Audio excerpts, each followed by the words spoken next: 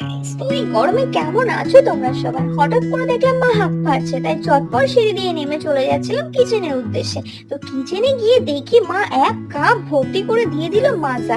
এই গরমে ঠান্ডা জিনিস খেতে কারই না ভালো লাগে, তো চটপট সেটা খেয়ে স্নান সেরে নিয়েছিলাম। স্নান করে এসে দেখি লাঞ্চের সময় হয়ে গেছে।